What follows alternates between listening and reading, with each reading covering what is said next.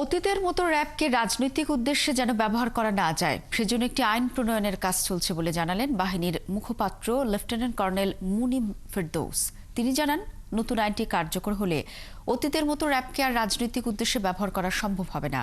এছাড়া বাহিনীর সংস্কারে মানবাধিকার রক্ষা সহ পেশাগত নানা প্রশিক্ষণেরও ব্যবস্থা হচ্ছে।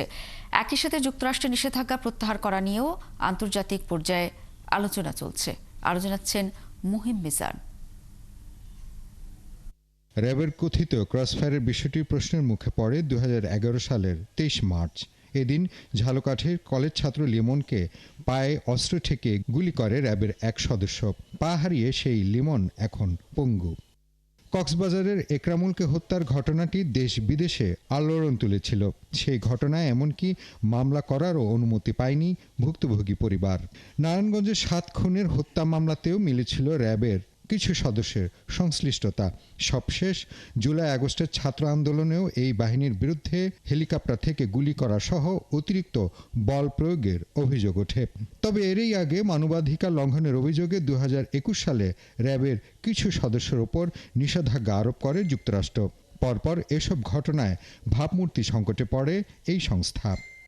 Centre for governance studies CGS এর 2022 সালের রিপোর্টে বলা হয়েছে, 2019 থেকে 2021 সাল পর্যন্ত 71টি গুমের ঘটনায় 21টি র্যাবের বিরুদ্ধে অভিযোগ ছিল, যা শতকরা 40.38%।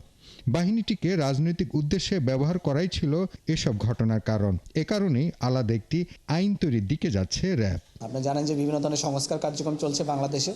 এরই অংশ হিসেবে আমরা মূলত আমাদের যে র্যাব পরিচালিত হয়, আমাদের র্যাবের কিন্তু নিজস্ব কোনো আইন নেই। আমরা এপিবিএন অ্যাক্ট 2003 অ্যামেন্ডমেন্ট, এটার মাধ্যমে সিরিয়াল 6, এটার মাধ্যমে র্যাব মূলত পরিচালিত হয়। সো আমাদের এই র্যাব পরিচালনা করার জন্য আমরা একটি র্যাব অ্যাক্ট 2024 নাম দিয়ে আমরা একটা কার্যক্রম শুরু করেছি। এটা ড্রাফট পর্যায়ে আছে, সেটা অলরেডি আমরা অনেকখানি কাজ এগিয়েছে। তার মাধ্যমে আমরা মূলত এই রিফর্ম কার্যক্রমটা শুরু করেছি। মানবাধিকার বিষয়ক প্রশিক্ষণ সহ বিভিন্ন বিষয়ে বাহিনীর সদস্যদের প্রশিক্ষণের ব্যাপারে বিভিন্ন দেশ ও সংস্থার সাথে আলোচনা চলছে। সেই সাথে যুক্তরাষ্ট্রের দেয়া নিষেধাজ্ঞা তুলে নেওয়ার বিষয়েও আলোচনা চলছে।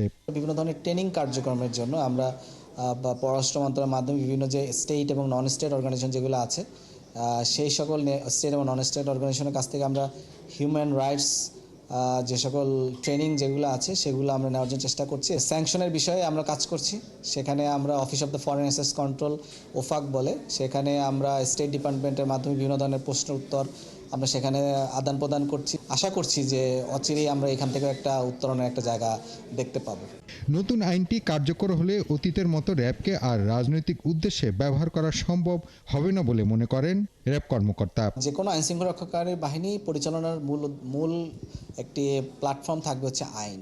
আইন যেভাবে তাকে ডিকটেট করবে সেভাবে তাকে পরিচালিত হতে হবে, এবং সেই বিষয়ে আমরা কাজ করে যাচ্ছি। র্যাবের সংস্কারের এই উদ্যোগের বিষয়গুলো যুক্তরাষ্ট্রের পররাষ্ট্র দপ্তরকে জানানো হয়েছে বলে জানান এই কর্মকর্তা। মুহিম মিজান, 71, ঢাকা।